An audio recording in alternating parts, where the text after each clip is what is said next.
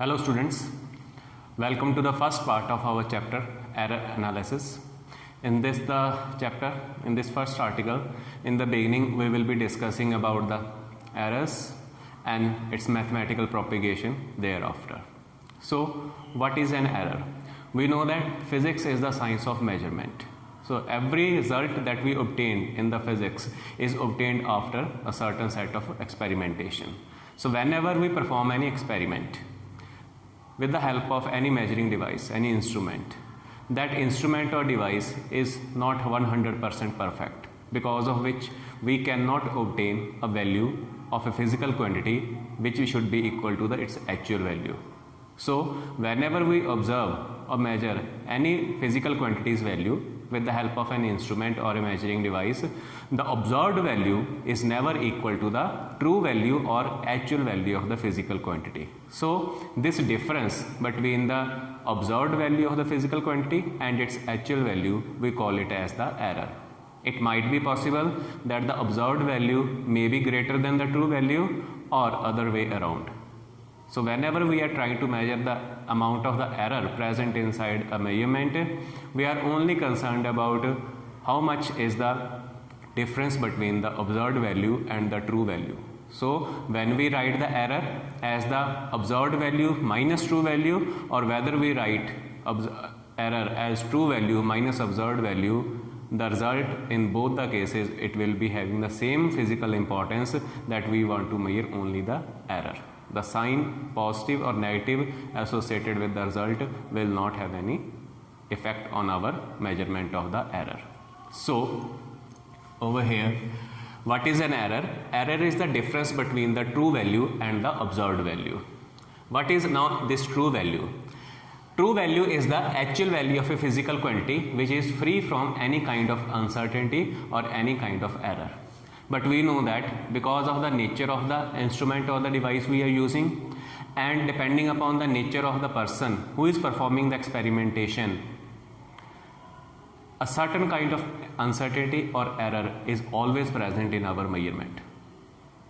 Means we can never measure actual or the true value of a physical quantity which is 100% accurate and precise.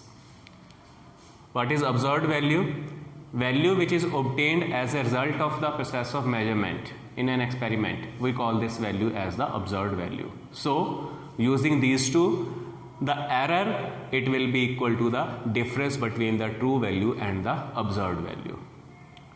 Now when we say that error is equal to the difference of observed value and the true value, then a question comes into our mind that observed values we can obtain for the given physical quantity after performing the experimentation for the same physical quantity a number of times, after having certain number of repetitions. So observed values will be available to us, but how do we can get the true value when it is not possible to measure this? Then answer to this is that whenever we perform experiment for finding the value of a physical quantity, the same procedure is repeated again and again multiple times, and after that we obtain a set of observation for the given physical quantity. Now when a given set of observation is obtained after repeating the process many number of times, we tend to measure the mean or the average value of that set of observations. Now in a given set of observations, there will be a physical quantity which will have its value minimum of all the others, and there will be another value in the given set of observations which will have its value maximum than the other values. So when we take the average of that, the average value lies somewhere in between these minimum and the maximum value. So this average value, we consider it as the true value of the physical quantity. So in this way, if x1, x2, x3, so on up to xn are the n number of observations for a given physical quantity, in that case the true value, which is also known by the name is the absolute value of the physical quantity, is obtained by taking the mathematical average of all of these observed values. So the true value or the absolute value of the physical quantity is represented by x bar, which is equal to average of all these observed values x1 plus x2 plus so on up to xn divided by number of observations. So this will be our observed true value. Then we define error in a given observation, which is known by the name absolute error. Thereafter we define the error called as the absolute error, which is nothing but the difference between the observed value and the true value. Because all observed values can be different, all x1, x2, x3, x4 can be different, that means error present in every single physical quantity can also be different. So in the first physical observation x1, the amount of error will be delta x1 equal to x1 minus x bar. Similarly, error in the second observation x2, it will be delta x2 equal to x2 minus x bar, and so on. In the last observation, nth observation, what will be the amount of error? It will be xn minus x bar. So from this we observe that if all x1, x2, x3 are different, then delta x1, delta x2, delta x3, so on up to delta xn, all will be different.